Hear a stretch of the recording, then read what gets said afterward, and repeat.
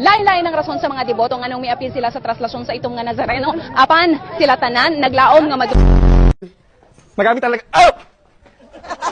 sinasakyan ng mga magbabarkada, magkakaanak, basa at nga ika nga. Pero yung new normal, hanggang 2 lang yung pwede. So, kung mag-isa ka lang, dapat nasa dulo ka at naka-face mask pa rin. Pero ngayon, ito na po. Pasukin natin itong kanilang baby's room. Dito raw makikita yung ilan nga sa mga drawing ng kanilang baby, maging ang kanilang mga laruan! Mga laruan! Sa kasalukuyan po, ayon sa Pag-asa, wala po silang namomonitor na sama ng loob o sama ng loob. Huwag po kayong manahimik o magdalawang isip. Kung may alam kayong katiwalian o reklamo, ipaalam ninyo sa sumbungan ng hatlo ng Igan pasado las 8 ng tahimik na mag-disperse ang mga ralisa sa San Sebastian. Ngunit matapos ang ilang negosasyon, ito ay matapos na nag-disperse sila. Pagkatapos ito, hindi na sila nag-away sa simula. Pagkatapos ito ay nagkaroon sila ng pag-aaway na sa simula. Mang Tani, so hanggang kailan ba tatagal itong mga pag-ulan natin? Matagal-tagal na rin, Mang Tani. May mga naninimaho na ng mga damit. Yes, Josie. Josie tuloy. Yung ating wind map, makikita natin yung tuloy-tuloy na paglakas ng hangin habagat.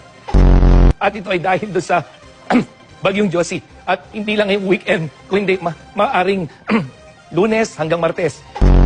Mang Tani, sige, maraming salamat sa iyo. Baka kung ano pa matawag mo sa akin, maraming salamat.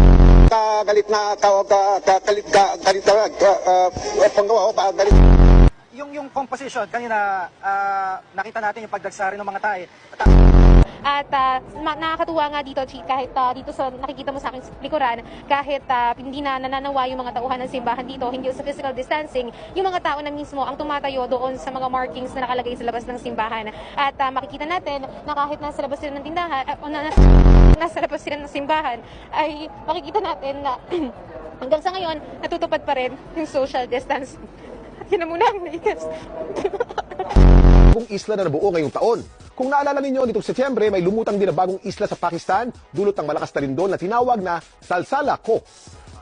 Walang nakatira sa islang ito sa Pakistan dahil nagbubuga po ito. Sinamantala ng mga kawataan. Siyempre, papahuli ba tayo sa rides? Isa ito sa pinakakinatatakutang rides dito sa Star City, mapabata man o matanda. Dito, halos 3 minuto ka pa iikutin sa ere. Yung kaligtasan, sigurado ka naman dahil sobrang higpit ng handbar. Pero yung tapang ko, hindi ko sigurado kung tatagal ng 3 minuto! Pataas ng pataas ang pag-ikot na tila mahihilo ka. Bakit ka tumilasa?